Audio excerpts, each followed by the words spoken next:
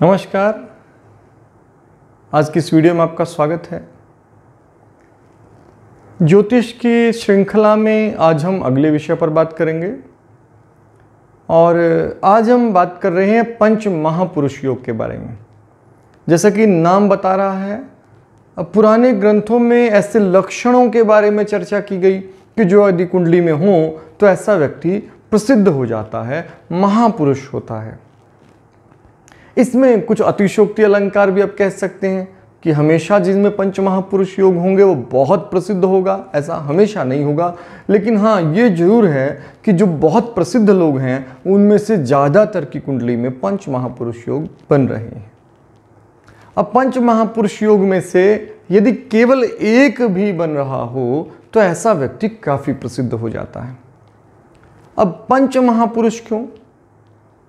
ज्योतिष में, प्राचीन भारतीय ज्योतिष में 7 ग्रहों को प्रधान माना गया है। सूर्य, चंद्र, मंगल, बुध, गुरु, शुक्र और शनि, ये भौतिक ग्रह हैं। तो इन्हीं का प्रभाव हमारे शरीर पर अधिक मात्रा में होता है। यहां मैं बता दूं, कुछ लोग कहेंगे कि सूर्य तो ग्रह नहीं है। जिन लोगों का अधिक तर्क करने का स्वभाव है वो हर जगह पर इस तरह की कमियां ढूंढते रहते हैं। तो इनके लिए एक सामान्य उत्तर क्या है? ये अंतर केवल परिभाषा का है। हमारे ऋषियों ने ग्रह शब्द उनके लिए प्रयोग किया जो हमारे ऊपर प्रभाव डालते हैं या हमारा शरीर जिनकी रश्मियों को ग्रहण करता है, वो ग्रह। अगर हम ये कहें कि सूर्य की जो परिक्रमा करते हैं तो ग्रह अलग हो जाएंगे। तो हम विशेष रूप से जो हमारे शरीर पर प्रभाव डालते हैं उन्हें ही ग्रह कहते हैं ज्योतिष में। तो इसलिए कुछ ऐसे ग्रह भी हैं जो वास्तव में भौतिक रूप से है ही नहीं।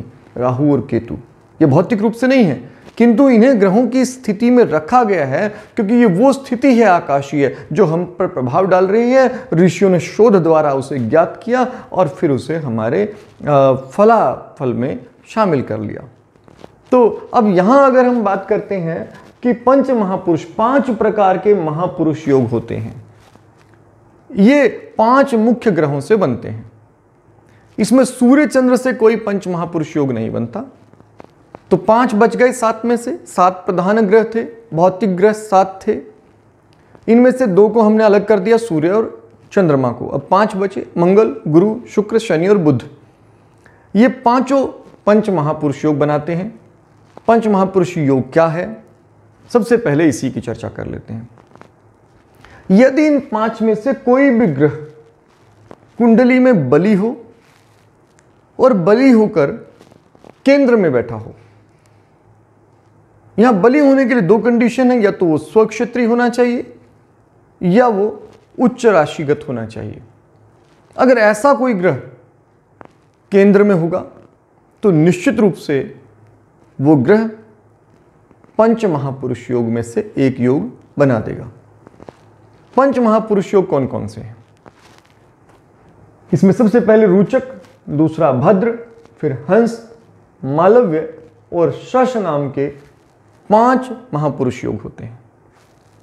तो आज हम जिसकी चर्चा कर रहे हैं, अभी इस वीडियो में हम जिसकी चर्चा कर रहे हैं वो है रुचक महापुरुष योग। रुचक महापुरुष योग मंगल के द्वारा बनता है। कंडीशन वही रहेगी लेकिन प्रभाव बदल जाएगा। हर ग्रह अपनी प्रकृति के अनुसार फल देता है।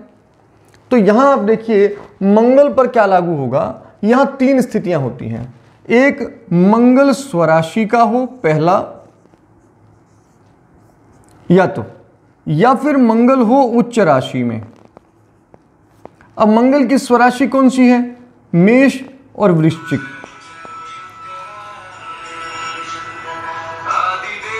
तो मंगल की स्वराशि कौन सी है? मेष और वृश्चिक जो है वो मंगल की स्वराशियां हैं, जबकि मकर जो है वो मंगल की उच्च राशि है। तो हमें कल्पित कर लेते हैं कुंडली, मान लेते हैं कि एक मेष लगन की कुंडली है। अब मेष लगन की कुंडली में केवल 2 स्थितियां बनती हैं, या तो मंगल लगन में हो या 10म भाव में हो, यहाँ मंगल स्वराशि का हो सकता है, यहाँ मंगल उच्च का हो सकता है। ध्यान दीजिएगा, उसे केंद्र में होना चाहिए। अब मंगल केंद्र में कब होगा? यदि मंगल पहले स्थान पर हो, चौथे स्थान पर हो, सातवें स्थान पर हो या दसम स्थान पर हो। कुंडली में यहाँ इन भावों की बात हो रही है। ये प्रथम स्थान है, ये चतुर्थ स्थान है, ये वाला जो है ये सप्तम स्थान है और ये वाला दसम स्थान है। 1 2 3 4 ये केंद्र हैं। इन केंद्र में यदि मंगल हो, मंगल या तो स्वराशि का हो या उच्च का हो, और साथ में बली होना चाहिए, उसके पास बल होना चाहिए पर्याप्त, यानी कि वो पाप पीड़ित ना हो, वो अस्त ना हो गया हो, वो शुभ ग्रहों से युक्त हो या शुभ ग्रहों से दृष्ट हो, तो ऐसा ग्रह विशेष रूप से बली होता है। जितना बल उसके पास होगा, इस महापुरुष योग का उतना ही अधिक प्रभाव दिखाई देगा। अब यदि वास्तव में आप पाते हैं कुंडली में कि मंगल बेहद बलवान है, मंगल वास्तव में बली है, और मंगल जो है वो या तो स्वराशि का है या उच्च का है, अब ऐसी स्थिति में रोचक नाम का महापुरुष योग बन जाता है। ये रोचक नाम का महापुरुष योग होने में क्या होगा? यदि कभी भी कुंडली में रोचक नाम का महापुरुष योग हो, तो ऐसा व्यक्ति मंगल के सभी लक्षणों से युक्त हो जाएगा। वो बेहद साहसी होगा, बहुत मेहनती होगा, योद्धा जैसे स्वभाव का होगा, आक्रामक शैली का होगा, युद्ध में पीछे नहीं हटेगा। तो ऐसा व्यक्ति यदि सेना में है, मिलिट्री में है, तो बहुत उच्च मान प्रतिष्ठा रखता है, लेकिन बाकी जगह समाज में भी वो प्रतिष्ठा बहुत रखता है। योद्धा जैसे स्वभाव का होता है, डरना जानता नहीं है, आक्रामकता बहुत अच्छी होती है उसमें, और किसी भी काम को बेहद साहस से करने के लिए अच्छा होता है, कद में लंबा होता है और प्रभावशाली व्यक्तित्व वाला होता है। और एक सामान्य सी बात अगर हम देखें कि अगर ये सब लक्षण किसी व्यक्ति में होंगे तो सफल भी होगा, सफलता अच्छी होगी। और यहां अगर दसम स्थान में मंगल है, क्योंकि वो उच्च का है, साथ में केंद्र में हो गया, पंच रोचक नाम का महापुरुष योग हो गया, साथ में लग्नेश जो है वो केंद्र में पहुंच गया, इस प्रकार से ये विशिष्ट रूप से अच्छा हो जाएगा। तो यहां ये महापुरुष योग जो है वो अधिक बल और अधिक फल देगा। तो इस तरह से आप इसे प्रेडिक्ट कर सकते हैं, इसके बारे में जान सकते हैं। मैं फिर से बता रहा हूं, रोचक महापुरुष योग कब बनेगा? जब मंगल जो है या तो स्वराशि में हो या उच्च राशि में हो, और वो केंद्र में पहले चौथे सातवें या दसवें किसी एक स्थान में बैठा होना चाहिए, और वो बली भी होना चाहिए। ये विशेष रूप से हमें ध्यान रखना है, बली ही योग बनाएगा। यदि वो बलहीन होगा तो वो किसी काम का नहीं होगा, उसका बली होना बहुत आवश्यक है। मान लीजिए कि यहां पर मंगल बैठा है और सूर्य ने उसे अस्त कर दिया है, अब ऐसी स्थिति में कोई प्रभाव दिखाई नहीं देगा। आप देखेंगे कुंडली में पंच महापुरुष योग में से एक बना हुआ है, रोचक नाम का महापुरुष योग बन गया है, पर हो तो कुछ भी नहीं रहा। ऐसा व्यक्ति बहुत सामान्य है। फिर ऐसे लोग सामान्यतः कहते हुए मिलते हैं कि मेरी कुंडली में तो पंच महापुरुष योग में से एक बन गया है, पर हो तो कुछ नहीं रहा, मैं तो बहुत संघर्ष कर रहा हूं, मुझे तो सफलता नहीं मिल रही, वो महापुरुष जैसे लक्षण दिखाई नहीं दे रहे। तो उसके कारण क्या है? मंगल उस बल वाला नहीं है, और बलहीन ग्रह किसी काम का नहीं। बलहीन ग्रह वैसे फल नहीं दे सकता जिसकी हम कल्पना आमतौर पर कर लेते हैं। अब हम एक और कुंडली देख सकते हैं। यहां पर मान लेते हैं कि आपका कर्क लगन है,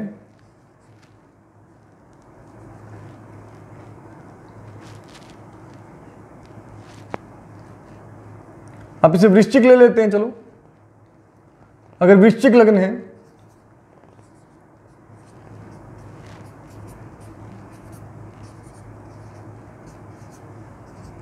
अब यहां केवल एक स्थिति बनती है, यदि मंगल लग्न में हो तभी स्वराशि का होकर केंद्र में हो सकता है।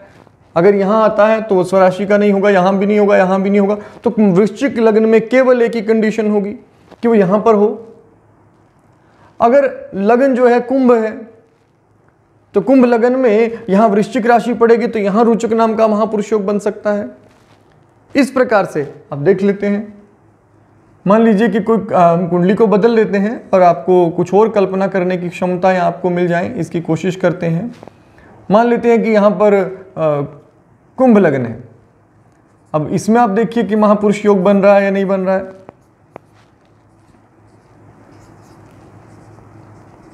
अब इसमें महापुरुष योग कब बन सकता है? फिर से देखिए, मंगल के पास कंडीशन क्या है? दो चीजें होनी चाहिए, मंगल स्वराशि में या उच्च राशि में होना चाहिए और केंद्र में होना चाहिए। केंद्र में 1 2 3 4 स्थितियां हैं। तो यहां मंगल केंद्र में कैसे हो सकता है? यदि मंगल यहां हो तब मंगल स्वराशि का होकर केंद्र में हो सकता है, क्योंकि बाकी राशियां तो मंगल की उच्च राशि और स्वराशि तो केंद्र में पड़ नहीं रही। तो मंगल जो है यहां पर 10वें स्थान में आकर रोचक नाम का महापुरुष योग बना रहा है। तो इस तरह से महापुरुष योगों की कल्पना की जाती है। इस तरह से ज्ञात करते हैं कि महापुरुष योग है। और उसका फल मैंने बताया कि मंगल के सभी गुण बहुत उच्च स्थिति में दिखाई देंगे, लेकिन कंडीशन वही रहेगी, मंगल को बली होना चाहिए। ऐसा व्यक्ति साहसी होगा, शासक स्वभाव का होगा, शासन की समझ अच्छी होगी, योद्धा स्वभाव का होगा, आसानी से हार नहीं मानेगा, कद काठी बहुत अच्छी होगी, सुंदर दिखाई देगा, रक्त वर्ण ताम्र जैसे रंग का, कॉपर कलर का हो सकता है, और साथ साथ बहुत प्रभावशाली होगा। आक्रामकता उसमें आमतौर पे होती है।